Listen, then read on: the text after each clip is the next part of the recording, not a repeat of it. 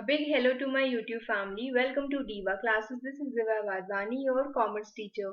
Today we'll be discussing the paper of commerce, that is the ISC specimen paper for 2024 examinations. This paper is of 80 marks. It will be of 3 hours. There will be additional 15 minutes given to you all for only reading the paper, and you are not supposed to start the paper in this time. Then it will have the question paper of 80 marks will have three sections. Section A जिसमें obviously objective and very short answers होते हैं, जैसे पहले भी था 2023 का भी specimen देख लेना. there are multiple questions जो आपका practice बढ़ा देंगे.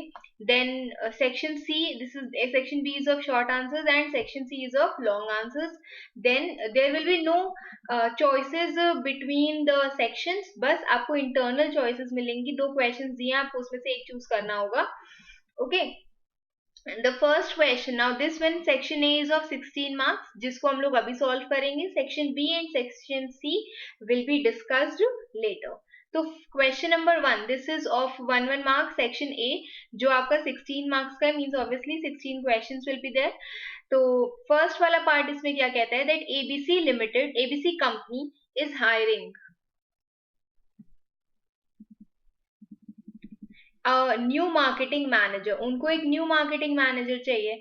After having the applications and resumes, मतलब उन्होंने सबसे पहले प्री लिमिनरी स्क्रीनिंग कर ली है. एप्लीकेशंस मतलब एप्लीकेशन फॉर्म जो होता है वो उन्होंने भरवा लिया है. उसके बाद एचआर डिपार्टमेंट शॉर्टलिस्ट करता है 5 कैंडिडेट्स को who possess the required qualifications and experience. अब उनका नेक्स्ट स्टेप क्या होगा, स्किल टेस्ट होगा, रेफरेंसेस होगा. ऑब्वियसली रेफरेंसेस और बैकग्राउंड तो सबसे लास्ट में चेक करते हैं इंटरव्यू के बाद. And conducting a panel interview होगा. तो इंटरव्यू और टेस्ट में सबसे पहले हम टेस्ट लेते हैं, ठीक है. तो this will be the correct answer, और उसके बाद हम लोग बाद में पैनल इंटरव्यू रखवाते हैं. तो the first one will be conducting a skill test of the shortlisted candidates.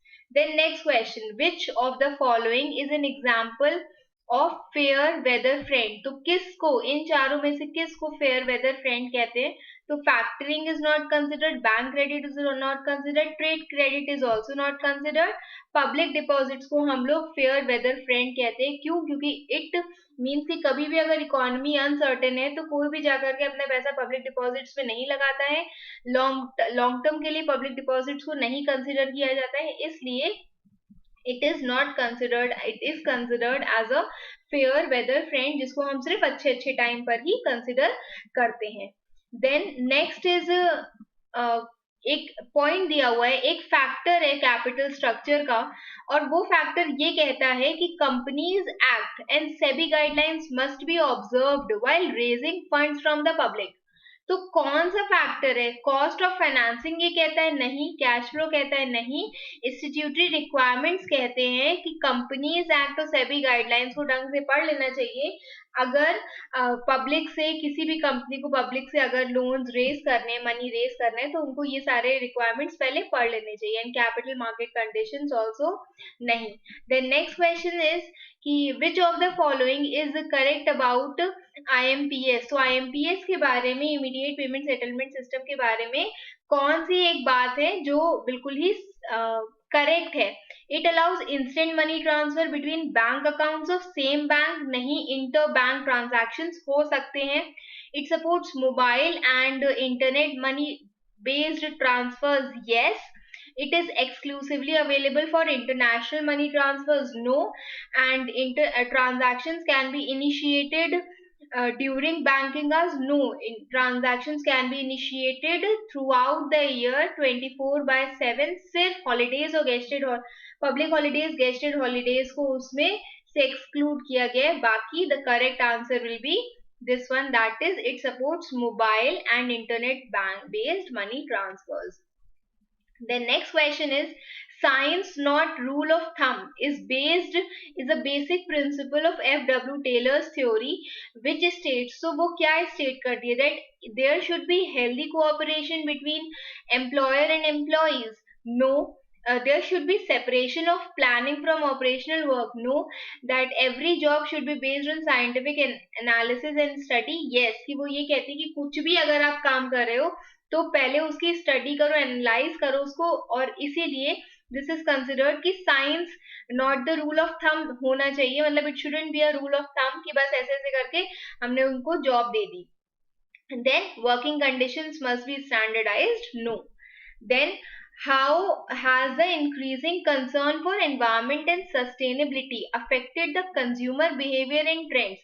Consumer behaviour और ट्रेंड्स को एनवायरमेंट और sustainability, increasing concern for environment and sustainability ने कैसे अफेक्ट किया है कंज्यूमर बिहेवियर को? तो खूब सारी चीजें इसमें दी हुई है. That it has led to a rise in the demand of eco friendly products.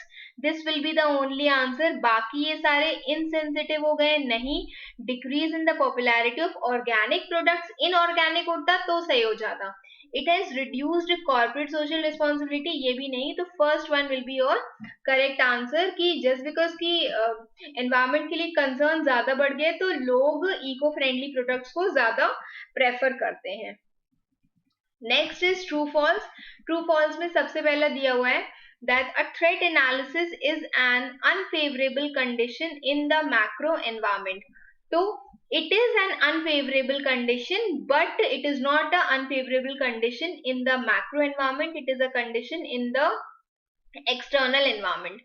ठीक है, तो इसको हम लोग रखेंगे as false. Then next is the purpose of future market is to make profits out of fluctuations in the prices of products. So yes, it will be true. Then a supervisor does not act as a link between manager and workers. तो ऐसा नहीं है, वो act करते हैं as a link between manager and workers. So this is also false. ठीक है, तो मतलब ये जो स्टेटमेंट दी गई है वो गलत है क्योंकि एक्चुअल में वो एक्ट करते हैं. And then is branding facilitates price control. ये मुझे ऐसे बुक में कहीं भी नहीं मिला, बट इसका एक एक्सप्लेनेशन मिला and hence it will be considered as false, जिसमें कहा गया है कि एक good branding helps in creating loyalty and habituality for product among the customers. As a result, firm can take advantage of this and charge a price, generally a higher price for its product accordingly. कि अगर एक आप अच्छी branding scheme रखते हो, आप अच्छा उसका ब्रांड बनाते हो, उनको अच्छे अच्छे ऑफर्स देते हो अपने प्रोडक्ट से रिलेटेड, तो it will not decline the price. उससे क्या हुआ, कस्टमर की लॉयल्टी बढ़ेगी, वो हैबिट होगा उसको आपकी प्रोडक्ट्स को खरीदने का, जिसके कारण आप उनसे एक डिफरेंशियल प्राइस चार्ज करोगे जो यूजुअली हायर प्राइस होता है. इसीलिए उसमें प्राइस कंट्रोल का ऑप्शन नहीं है, but still I am considering it as open for debate. अगर आपको लगता है कि आंसर गलत है तो you can mention it in the comment box. Then next part, dash is a principle where all the employees are encouraged to think out of box and execute the task in a better way. तो कौन सा principal होता है जिसमें employees को बोला जाता है कि भाई आप मतलब दे आर एनकरेज्ड कि वो डब्बे से बाहर think out of box, means कि कुछ क्रिएटिव सोचे और अपना टास्क को एक अच्छी तरीके से करे. तो दिस इज इनिशिएटिव जो ये कहता है, this is a kind of principle given by Henri Fayol. Then next is a dash is a financial plan which states expected results of a given time period. तो ये क्या होता है, this is a budget जो ये बताता है, ये एक financial plan होता है पैसे से related, जो ये बताएगा कि expected results जो हो, क्या expected result हो सकता है given time period पे. Then some multinationals को force किया गया, ये एक example भी दिया हुआ है, आप इसको पढ़ना, भी हम बताएंगे कहाँ पढ़ना है. Some multinationals are forced to leave a country due to stringent policy of the government. Government की बहुत ज्यादा स्ट्रिक्ट पॉलिसी के कारण कुछ मल्टीनेशनल्स को कंट्री से अलग कर दिया जाता है, हटा दिया जाता है कि भाई तुम मेरी कंट्री से दूर रहो. Which component of macro environment leads to the departure of multinational companies? So ये कौन सा होता है? This is political environment. आप इसको पढ़ना, सबसे लास्ट में जब पॉइंट्स दिए उसके बाद एक आपको इसका एग्जांपल भी मिलेगा कोका कोला से रिलेटेड. तो पॉलिटिकल एनवायरनमेंट होता है जो ये कहता है कि अगर किसी कंट्री की जो गवर्नमेंट पॉलिसीज है वो बहुत ज्यादा स्ट्रिक्ट होती है तो उसके कारण it leads to the departure of multinational companies.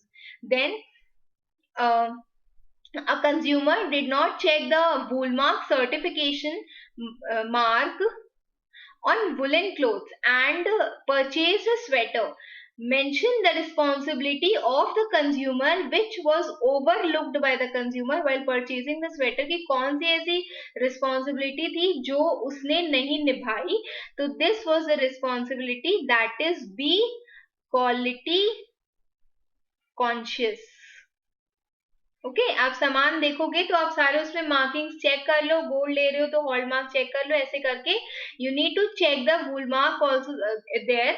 और तो इसीलिए बोला गया इंडस्ट्री प्रोडक्ट से तो ISI मार्क होना चाहिए. वैसे ही इसमें कहा गया है कि ये सारे मार्क्स आप चेक कर लो, नहीं चेक करोगे तो आप अपनी कौन सी रिस्पॉन्सिबिलिटी को भूल रहे हो, that is be quality conscious. Then next is which function of management binds all other functions. Coordination को पहले भी पूछा गया है कि कौन सा essence of management कहा जाता है. तो functions of management बहुत अच्छे से पढ़ना, तो this will be coordination. Okay, then next is publicity is a very powerful tool of communication as it can make or ruin the image of a product. बिल्कुल सही बात है.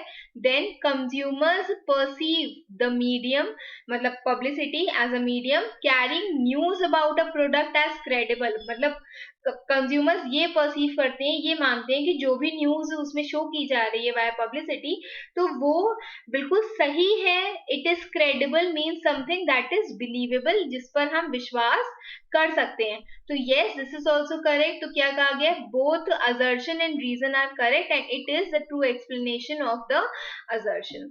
ओके, तो this much for today. Next we will be doing section B letter.